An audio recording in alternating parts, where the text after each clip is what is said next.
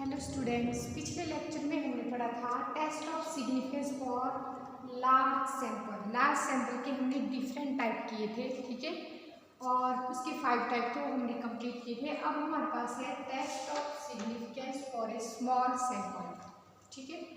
तो तब तक उसमें क्या होता था, जब size of the sample is less than 30, उसमें होता था the size of sample is greater than 30, मतलब वो जो एन की वैल्यू होती थी वो 30 से बड़ी ही होती थी, ठीक है। और इसमें क्या होगा, इज लेस देन 30, ठीक है। When the size of the sample is less than 30 is called a small sample, ठीक है। और इसकी है next application of A T distribution. इसकी एप्लीकेशन है, इसको हम टी डिस्ट्रीब्यूशन के साथ भी डिनोट करते हैं, ठीक है। इसमें जितनी भी डिस्ट्रीब्यूशन वो टी डिस्ट्रीब्यूशन से रिलेटेड होगी। तो इसमें हमारे पास 4 टेस्ट है। First, to test the significance of the mean random sample, to test the significance of the mean random sample, and second, to test the difference between mean of the 2 independent sample, ठीक है। यहाँ है random sample, ये है independent sample, ठीक है। to test the difference between the mean dependent sample, ये है mean dependent sample, ठीक है। और नेक्स्ट है test the difference with observe correlation coefficient. इसमें हम टेस्ट करेंगे डिफरेंस ऑब्जर्व कोरिलेशन कोएफिशिएंट से, ठीक है। तो ये हमारे पास 4 टाइप्स इसके एप्लीकेशंस हैं 4। इसको हम 1 बाय 1 सॉल्व करेंगे और इससे रिलेटेड क्वेश्चन करेंगे। पहला हमारा टेस्ट है, इसको लिखेंगे हम सबसे पहले, to test significance of,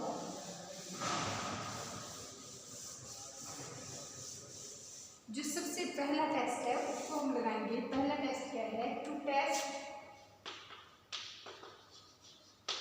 the significance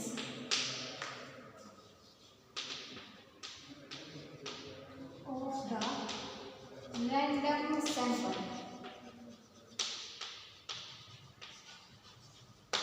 ठीक है। ये हमारे पास है तो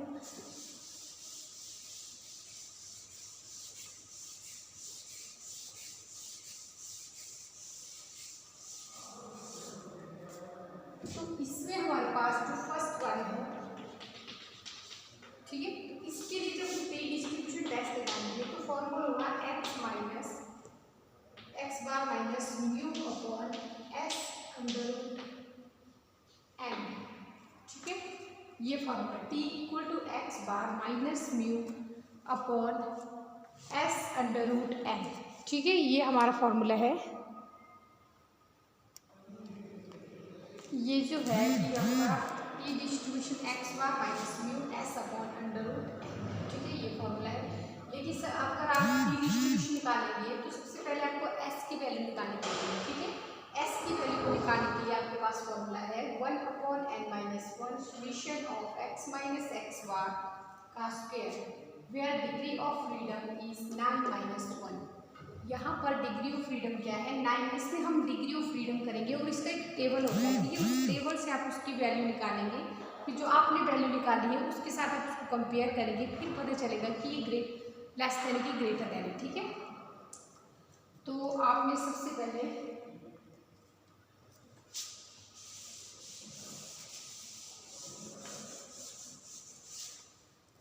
आपके पास वैल्यू है, जो आपको सॉल्यूशन है उसको आप ऐसे करेंगे, सॉल्यूशन हेयर एंड क्या क्वेश्चन है आपका, क्वेश्चन है कि रैंडम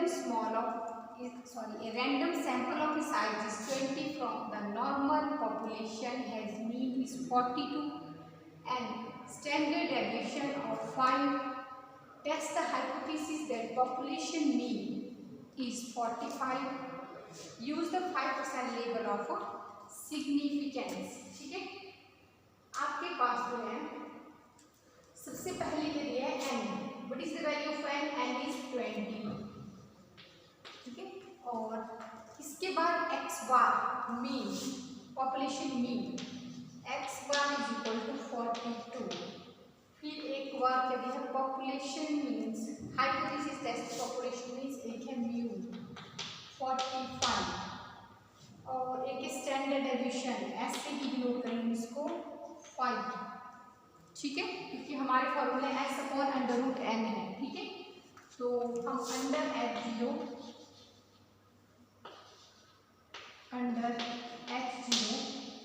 तो क्या करेंगे आप, फॉर्मूला क्या है, x bar mu upon s/√n। What is the value of x bar, this is 45 upon s is 5/20, ठीक है, ये वैल्यू आपके पास आ गई। फिर आप इसको कैलकुलेट करेंगे।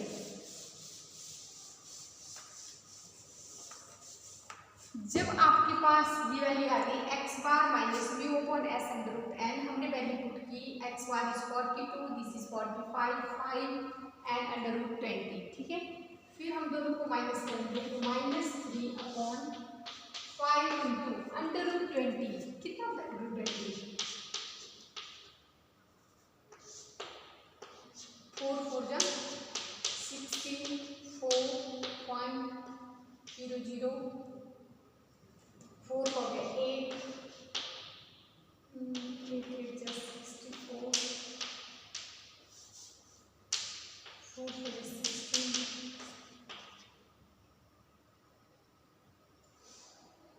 दिस इज 36, हो जा 4.4, ठीक है, इंटू 4.4। इस दोनों को जब हम मल्टीप्लाई करेंगे,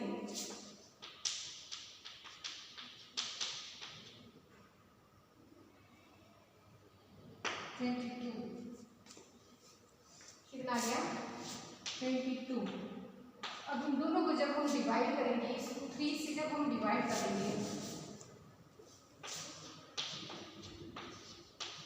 पॉइंट लगे 0, 22 8 अगेन 0, 77, दिस इज 3, 22, तो ये आ गया -0.171, दिस इज -0.171, ठीक है। आपने चेक कर लेंगे कि आपकी वैल्यू भी यही आ रही है, -3, 5 इंटू 4.4 मल्टीप्लाइड किया हमने, 4.4 से मल्टीप्लाइड किया, तो फिर हमारे पास आ गया 22.0 मतलब 22, ठीक है। तो फिर हमने 3 को डिवाइड किया 22 से, तो मेरे पास आ गया -0.71, ठीक है। आपने खुद भी अपने आप कैलकुलेशन करनी है, ठीक है, ताकि हो सकता है कई बार मिस्टेक्स हो जाती है कैलकुलेशन के टाइम, ठीक है। अब इसके बाद आपने क्या करना है, आपने राइट करना है the tab use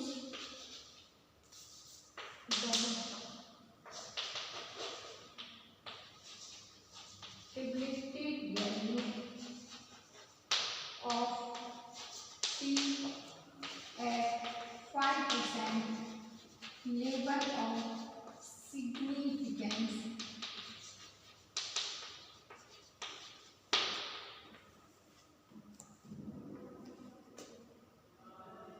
of 90 degree. अच्छा, इसमें डिग्री कैसे निकालेंगे आप, मैंने आपको लिखवाया था कि जब आप डिग्री निकालेंगे तो n-1, what is the value of 1, this is 20 minus 1 is 90, ठीक है। तो वैल्यू ही 90, तो ये आ गया 90 degree of freedom.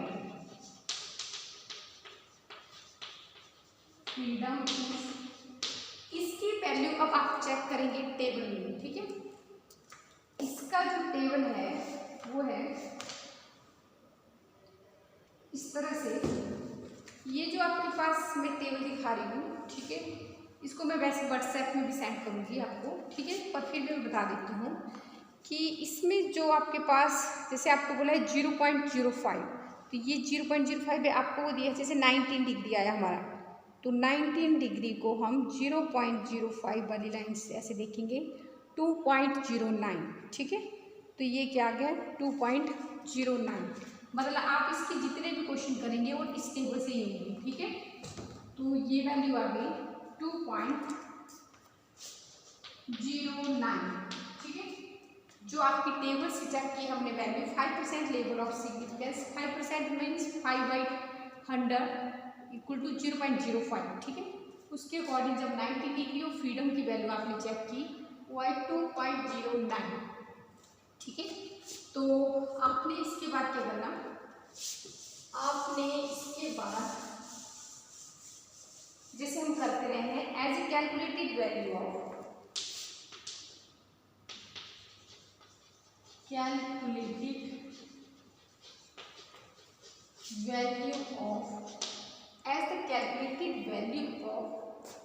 T mod, ये मॉड होगा क्योंकि हमारे पास इसकी वैल्यू माइनस में भी आ रही है, ठीक है। तो माइनस में तो ऑलरेडी छोटा है, ठीक है, लेकिन हम इसको किससे कंपेयर करेंगे, टी मॉड कितनी है 2.09 इज ग्रेटर देन, बड़ी है ना ये, इससे 0.1 ऐसे लिखो 0.171 इज लेस देन 2.09, ठीक है। तो ये जो वैल्यू आपके पास 5% लेवल की आएगी 2.029, उससे ये क्या है, छोटी है, ठीक है। इसका मतलब H0 इज x।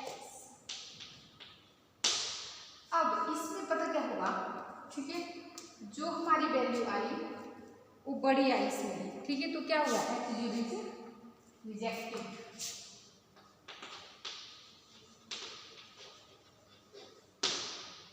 ठीक है। तो ये आ गई क्योंकि जो 209 की वैल्यू है वो हमारे पास बड़ी है, तो H0 इज रिजेक्टेड, ठीक है। आपके जितने भी क्वेश्चन हैं, जितने भी इसमें क्वेश्चन है वो सेम इसी प्रोसीजर से होंगे, ठीक है। और मैं इसके आपको एग्जाम्पल भेजूंगी, आपने वो सॉल्व करने हैं, ठीक है। और इससे रिलेटेड नेक्स्ट और कुछ नहीं है, मैं इससे जितने भी एग्जाम्पल होंगे मैं आपको सेंड करूँगी, आपने वो करने हैं, ठीक है। और फिर उसके बाद हमारे पास इसमें है नेक्स्ट टेस्ट है to test the difference between mean and 2 independent sample. इसी का सेटिंग कर लेंगे हम आज ही।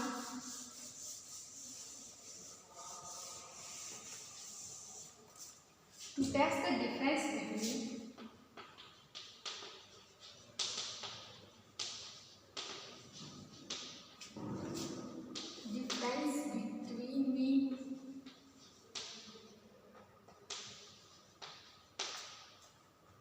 of 2 independent samples,